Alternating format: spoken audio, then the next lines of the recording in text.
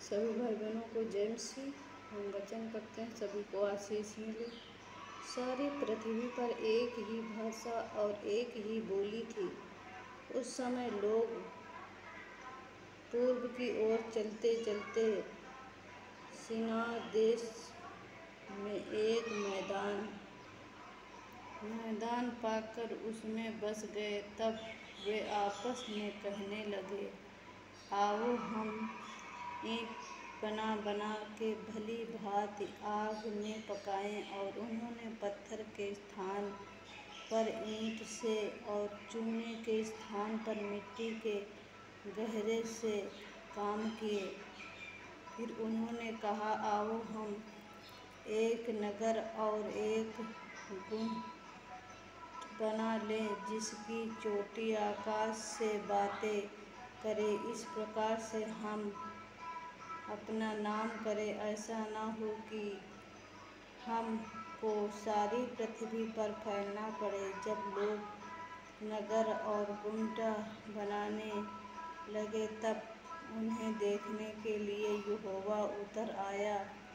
और यहोवा ने कहा, मैं क्या देखता हूँ कि सब एक ही दल के हैं और एक और भाषा भी उन सब की एक ही है। और उन्होंने ऐसा ही काम भी आरंभ किया। और अब जो कुछ वे करने यत्न करेंगे, उसमें से कुछ भी उसके लिए अनहोना न होगा। इसलिए आओ हम उतर के उसकी भाषा को गड़बड़ी डालें कि वे एक दूसरे की बोली को न समझ सके। इस प्रकार यहोवा ने उसको वहाँ से सारी पृथ्वी के ऊपर फैला दिया। और उन्होंने उस नगरी का बनाना छोड़ दिया। इस कारण उस नगर का नाम बेबीलोन पड़ा, क्योंकि सारी पृथ्वी की भाषा में जो गड़बड़ी है वह यहोवा ने पढ़ी डाली। और वहीं से यहोवा ने मनुष्यों को सारी पृथ्वी के ऊपर फैला दिया।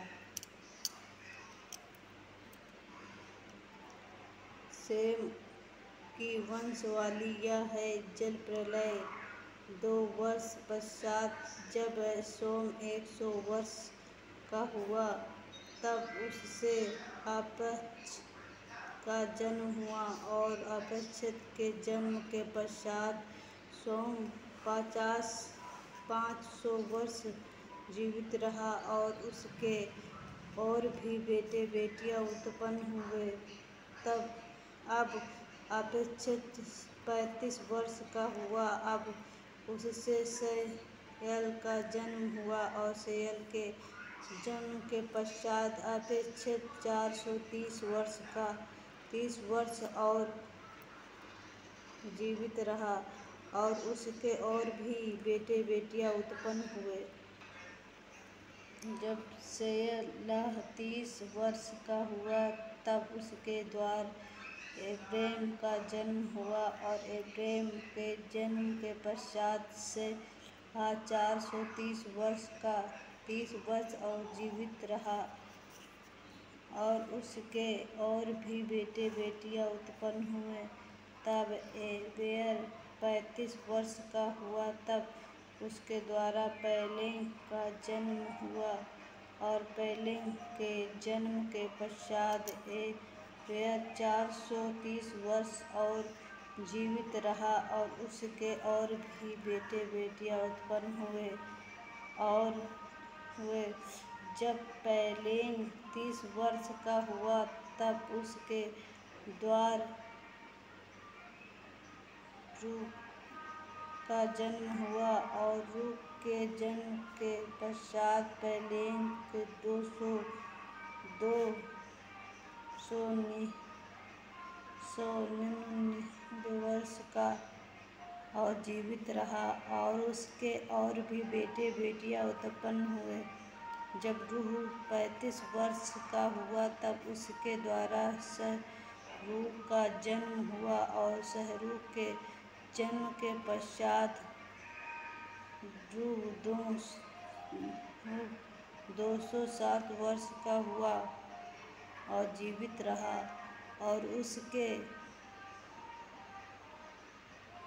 उसके और भी बेटे बेटियां उत्पन्न हुए। जब सहरूग 30 वर्ष का हुआ तब उसके द्वारा नाहर का जन्म हुआ, और नाहोरों के जन्म के पश्चात सहरूग 200 वर्ष और जीवित रहा, और उसके और भी बेटे बेटियां उत्पन्न हुए।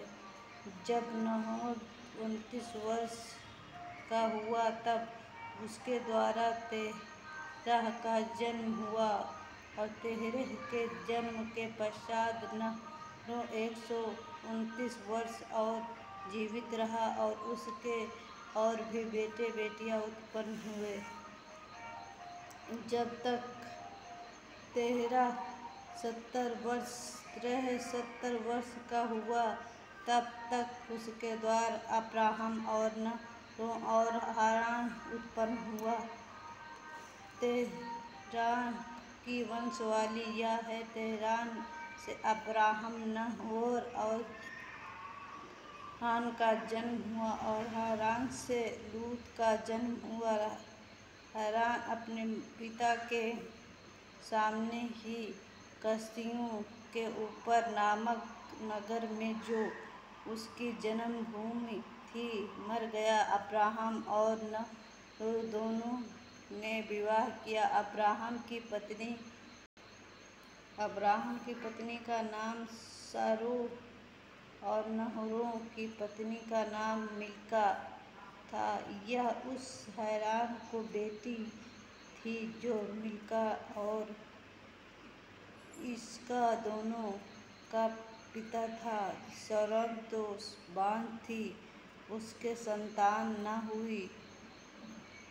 तेरह अपने पुत्र अब्राहम और अपने पोते लूत जो हारान का पुत्र था, और अपनी बहू सारै जो उसके पुत्र अब्राहम की पत्नी थी, इन सबों को लेकर कसदियों के घर ऊर नगर से निकल कनान देश जाने को चला। पर हारान नामक देश में पहुंचकर वह रहने लगा।